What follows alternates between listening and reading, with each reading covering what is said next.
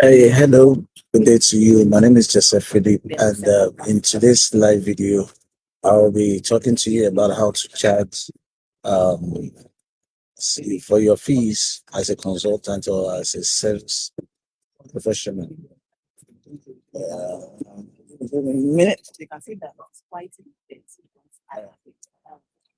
Yeah, how to charge for your consulting fees as a consultant or as a service professional. If you are watching this on Facebook, please click the subscribe button and like this video so that Facebook can show this video to other people.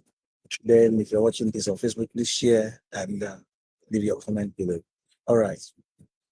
First and foremost, let me put this out here before I delve into my own practical experience when it comes to charging for consulting fees. See, there's a rule of thumb that you need to follow, and which I sometimes don't follow, but as I remind myself from time to time, and it is this: don't charge your fees based on an empty stomach, or don't go into a consulting or a negotiation, don't go to the negotiation table with with an empty stomach. And at times when you belittle your service, you belittle your expertise, you belittle your professionalism just because you are hungry and you need to put food on the table. And at the end of the day, when you charge for prices like that, you end up being discontented, or let me put it, you end up not being happy. This is one of the things that has happened to me many times and over again. I hope I learned my lessons. Um, there are times when I'm in dire need of cash, and I put up some offers, or when one or two people contact me for one thing or the other, and in order to get the money, I try to lower my price, or they tell me, "Oh, somebody has agreed to do it for us, I say at a lower price." So because I am hungry and because I need the money, what I do is that, okay, pay me so amount. I've discovered that jobs that I do like that, that I charge fees, lower fees, or I charge based on an empty stomach, I I end up sometimes the jobs don't turn out well. Sometimes even the client who requested the job gets, starts demanding for some things that were not part of the initial agreement, or things don't just turn out well. It's something I've personally observed over time. So whenever you want to do you want to charge for your consulting fees, know this as a rule of thumb, or have this as a rule of thumb: don't charge based on an empty stomach. Don't charge because you are in dire need of money, and you just charge, just to get the job and get the money. You end up not doing a good job in the long run, or you end up not being able to do what they expected to do. That being said, so what how do you go ahead to charge for your um charge consulting fees? Number one is this: don't ever belittle your expertise.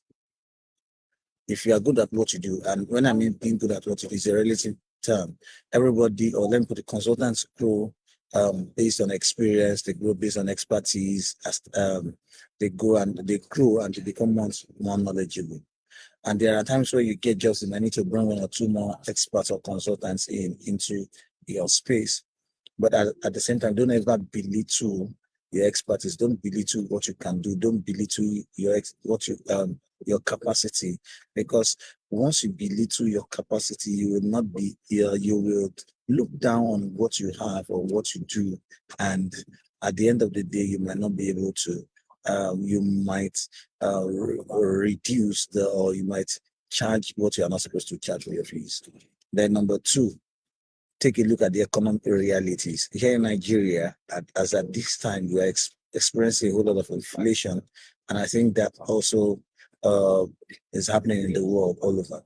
I might be wrong though, but here inflation is eating up our money. So if you don't take economic realities into consideration, you might just charge for something. You might just charge for a particular service of yours as a consultant.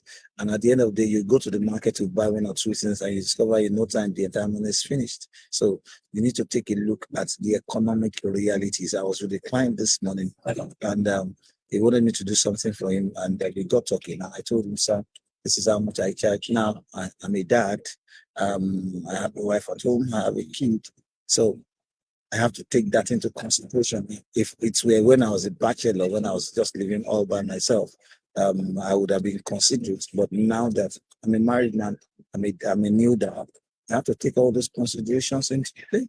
So I don't charge. I did not charge him based on the emotion or based on what I feel is okay. No, take economic realities into consideration. Then number three, what is your target for every month? What's your financial target? What are you trying to tell? How much do you intend to make from your services every month? You need to have that. You need to know that. And this is also something I also have to learn. I have to listen to my own advice. It's not every time I take that into consideration, but it's very, very important. So if you're targeting, you make 500,000 naira of $10,000 or what have you, then how do you go about ensuring that, okay, maybe it's 5 clients I need to have, 10 clients I need to have in a month? How do I go about getting those? This is not about lead generation, so I'm not going to deep into lead generation. I'm not going there at all. Okay, so how do I ensure that every client I have or prospect, this is how much I or this is the least I must charge so that I can make up my financial targets. So take a look at that as well. What are your financial expectations? What are your financial plans? What are you trying to, what are your financial goals for the month? So take a look at that. Then finally, the number 4 thing, I see that number 2, is this, that go out there and wow your clients.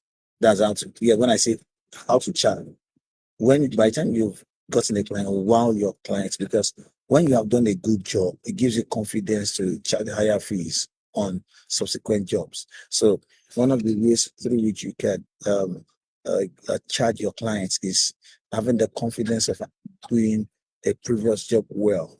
So that will serve as a testimonial for you. You can always refer to it that this is what I've done, this is what I've done, this is what I've done. So that helps a great deal in charging for your services. So don't forget the rule of thumb: don't charge on an empty stomach. I hope this has been of help to you as a consultant. If you have any question, you want me to work with you, I am helping you set up lead generation systems for your consulting business.